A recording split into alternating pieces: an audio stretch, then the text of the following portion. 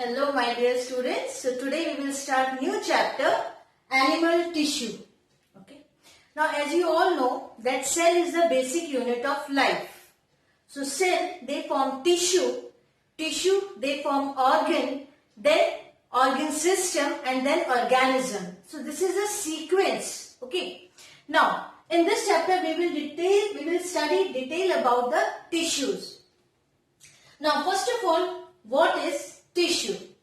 Now here, tissue it is a group of cells having same embryonic origin, structure and function. So that is called tissue. Fine.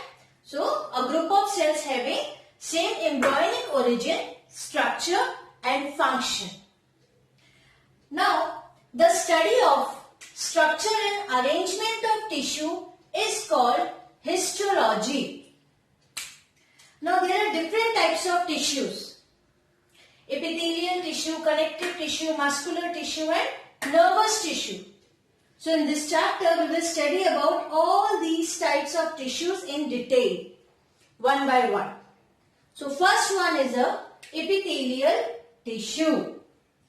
Now before going into the type of epithelial tissues, first we will discuss about the general characteristics of epithelial tissues.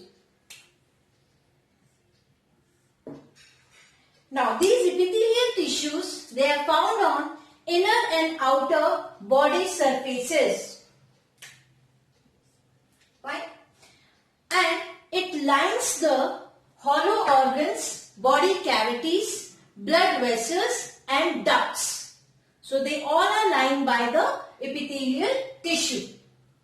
These epithelial tissues, they originate from the three primary germ layers. So they originate from all three primary germ layers, that is ectoderm, endoderm and mesoderm. So this is the originate, from where they originate, these epithelial tissues. Now cells are epithelial tissues. Okay, the cells of these epithelial tissues are compactly arranged and there is no intercellular spaces is present. So they are very compactly arranged.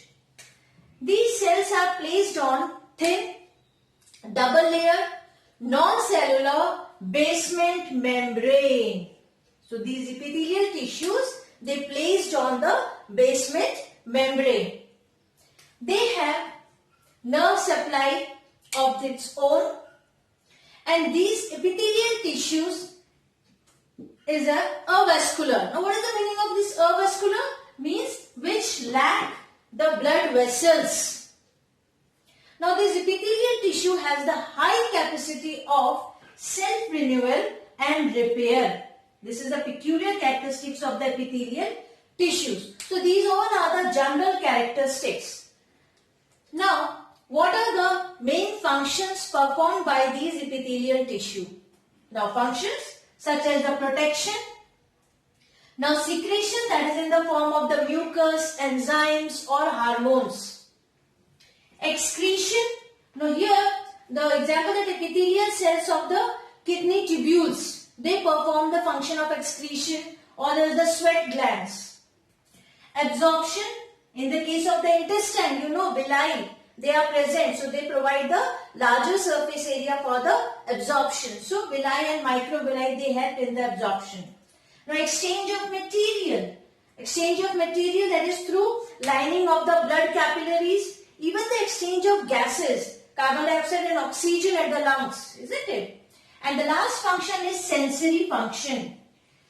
That's in the case of the skin, retina of eyes. So these are the functions performed by epithelial tissues.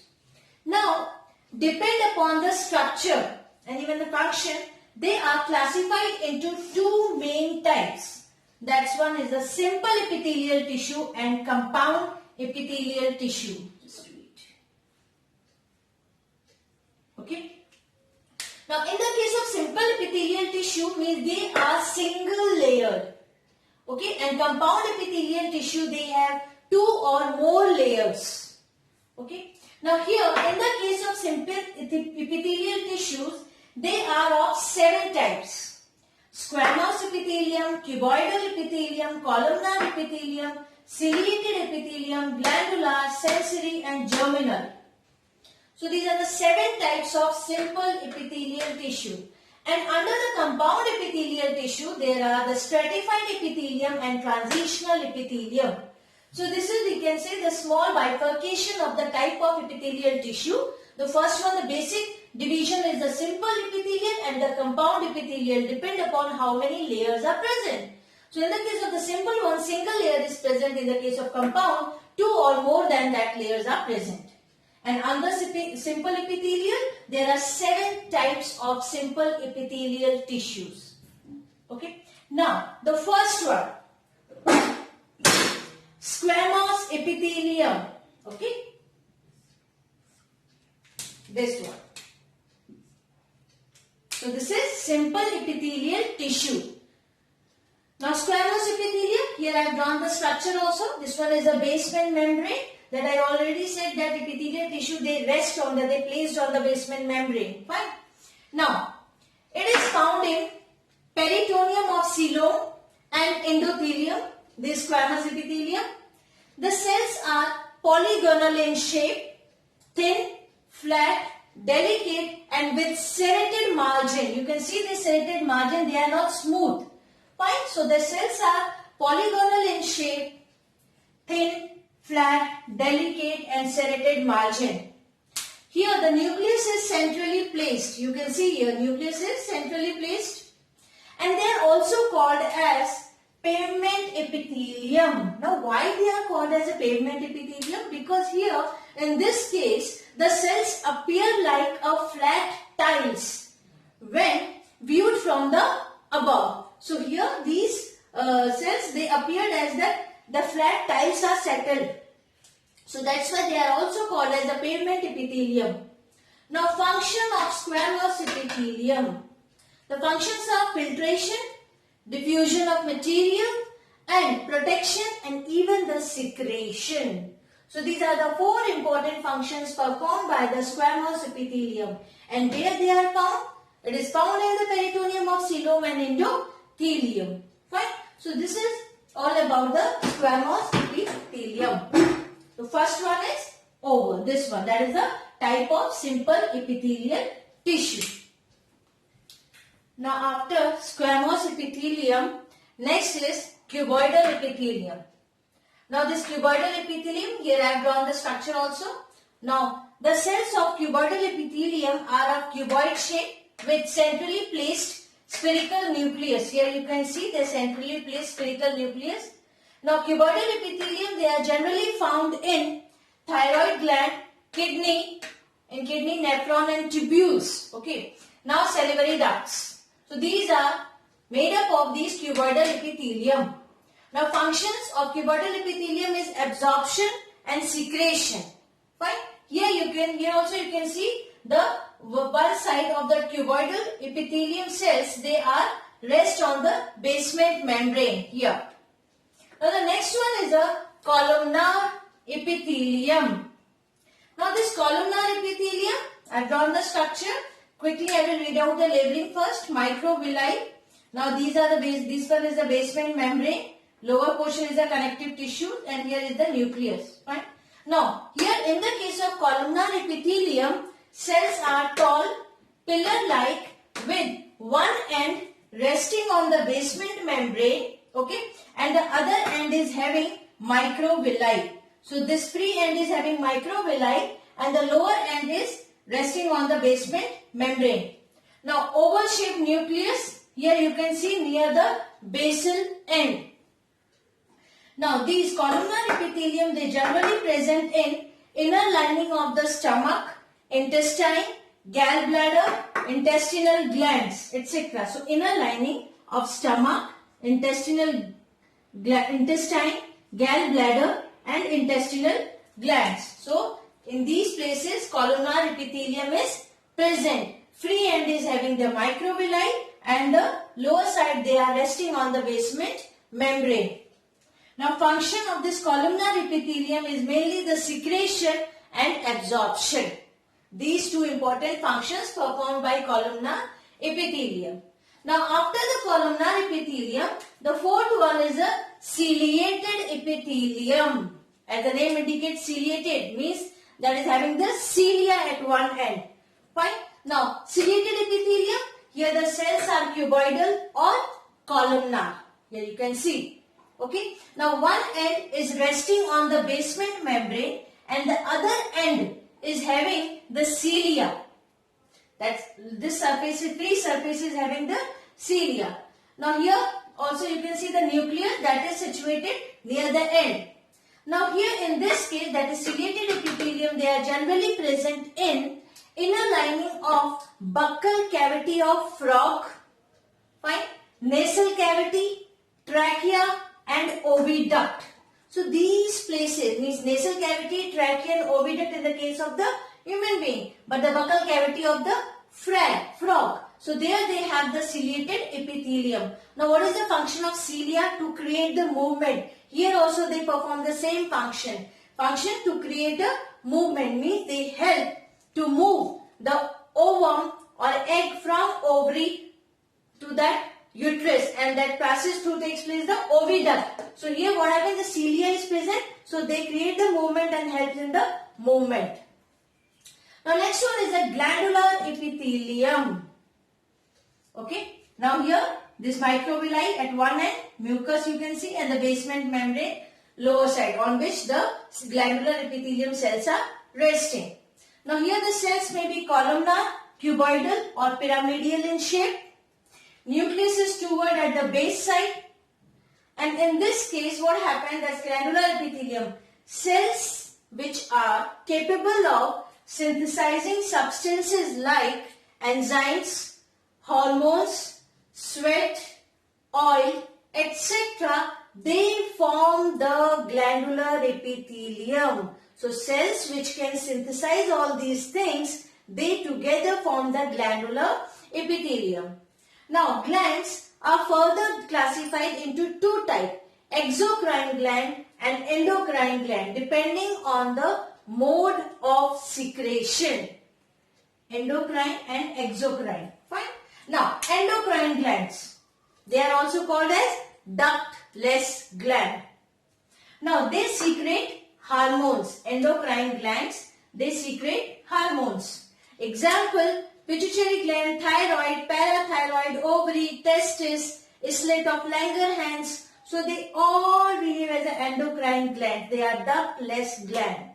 Fine. Another one is the exocrine gland. They are with ducts. Here the example of tear glands, salivary glands, okay, gastric glands and intestinal glands. They all act as an exocrine gland because they have duct. Fine. So this classification of glands is depending on the mode of secretion, exocrine and endocrine. Now the another one means again these exocrine glands, they are classified into two types depend upon the number of cells. One is a unicellular, another one is a multicellular. So in the case of unicellular, the best example is goblet cells. And these goblet cells secretes mucus, and this mucus will act as a lubricating agent. Now what happened? Where these goblet cells are present? These goblet cells are present in the lining, the digestive tract, respiratory tract, reproductive path and the urinary tract. So all these places, these goblet cells are present and they secrete the mucus, and this is a type of unicellular exocrine gland. Now the another one is a multicellular. Fine.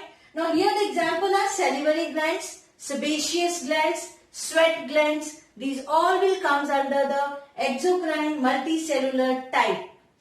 Fine. So this is all about the glandular epithelium. Fine. The next one is the sensory epithelium. Now the sensory epithelium, here I have drawn the structure also. You can see the lower side they have the preend, that they have the cilia. This one is the epithelium tissues, okay, this one, the whole portion. And they have the dendrite, receptor cells, axon is there, and that is connected to the olfactory tract. Here the example they have taken the olfactory one. Fine. Now, this sensory epithelium, they are composed of modified form of columnar cell and elongated neurosensory cells. So, modified form of columnar cells and elongated neurosensory cells. Here, these sensory hairs are present at the free end of the cell. Here you can see the sensory hairs are present. Fine. Now, they are generally found in nose, ear and eyes.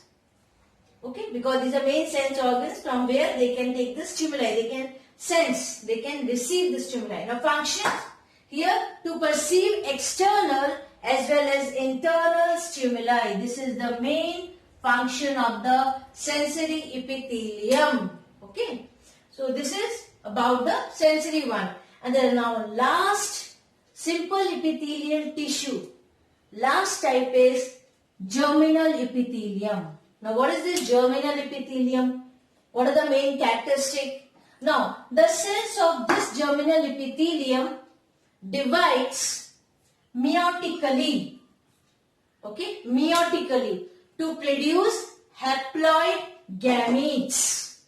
That's the main function we can say. So here the example where they are present, the germinal epithelium, lining of seminiferous tubules and inner lining of ovary, because here the main function is the production of gametes and those gametes are haploid. So these germinal epithelium, the cells of this germinal epithelium, they divide meiotically to produce the haploid gametes. So in this way, here, last one. So we have finished simple epithelial tissue. Under that, squamous, cuboidal, columnar, ciliated, glandular, sensory and germinal epithelium. Now after simple epithelial tissue, now next topic is compound epithelial tissue. Now here compound epithelial tissue, under that there are two: stratified epithelial tissue and transitional epithelial tissue. Stratified compound epithelial tissue and transitional compound epithelial tissue. Fine. So one by one. The first one is a stratified epithelium. Now here I have drawn the diagram also. Here you can see that stratified epithelium that consists of many layers of cells. You can see here many layers of cells. Only the lowermost layer is rest on the basement membrane. Only the lower one layer of the cell is on the basement membrane and rest of that above the lower one. Now here this lower layer of the cell, that is the stratum germinativum. It's very important term, stratum germinativum. Now what happened? These cells, means this layer which is on the basement membrane, only the lowermost layer is having the capacity or ability to divide and redivide. So these stratum germinativum cells, they have the ability to divide and redivide. Now example of the stratified epithelium, where this is epidermis of the skin. On that epidermis of the skin, esophagus, cornea, vagina, rectum, lining of mouth cavity, etc. So these places, the stratified epithelium tissues are formed. Now function, mainly the function here is protection. Fine. Okay. Now the next one is the transitional epithelium. Now transitional epithelium, this structure of transitional epithelium is almost similar to that of stratified epithelium.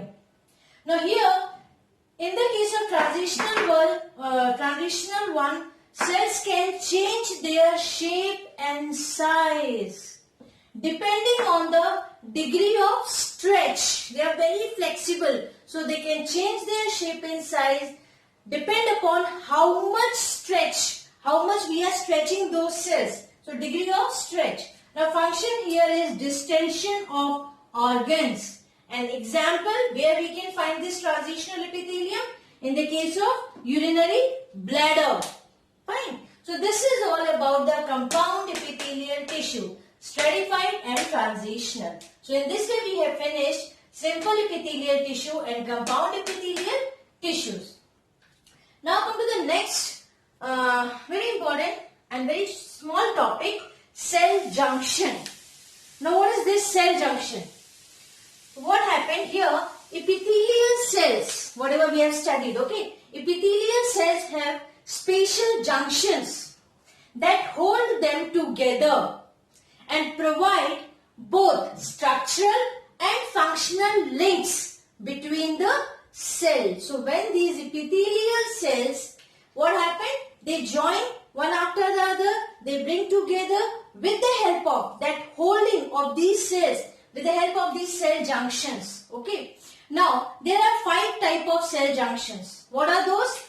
Tight junction, gap junction, adhering desmosomes and hemidesmosomes. So one by one. The first one is the tight junction. Now here, in the case of tight junctions, these areas where means it is found, the tight junction, the areas where the membranes of 2 adjacent cells join together and they form a barrier. Barrier means they will not allow the exchange of material. So what happened? The tight junction, usually when the membranes of 2 adjacent cells, they are joined together and they act as they form a barrier and they will not allow anything to pass through them. So here what happened? They prevent diffusion of proteins and ions. They will not allow anything to move through that. So this one is called tight junction. Next is the gap junction. So here they directly connect, these gap junctions, they directly connect the cytoplasm of 2 cells. And when they connect, which allow the various molecules, ions and electrical impulses to directly pass through and regulate between those gaps, between the cells through those gaps. So they allow the movement of molecules, ions and electrical impulses. Fine. So that is called the gap junction. Next is the adhering junction. Here actually adhering junctions are nothing but they are the protein complexes and they perform multiple functions including initiation and stabilization of cell-to-cell adhesion, fine, regulation of actin cytoskeleton, actin protein, then transcriptional regulation. These important functions are performed by adhering junction and adhering junction are nothing but the protein complexes. Now second last, desmosomes. Now here these desmosomes are found in tissues that experience intense mechanical stress. So such tissues, they have desmosomes such as cardiac muscles, okay, then bladder tissues, epithelial tissues, such tissues they have desmosomes, fine, because they bear or they experience the intense mechanical stress. And the last one is the hemidesmosomes. Here they are the multi-protein complexes. Multi-protein complexes and they facilitate the stable adhesion of basal epithelial cells to the basement membrane. Here this hemidesmosomes, what happened? They help, that is the attachment of the lower cells to the basement membrane. That is done by hemidesmosomes. So this is all about the cell junction. 5 type: tight junction, gap junction, adhering junction, desmosomes and hemidesmosomes. Okay, and this is all about the epithelial tissue, simple epithelial tissue and compound epithelial tissues. Thank you.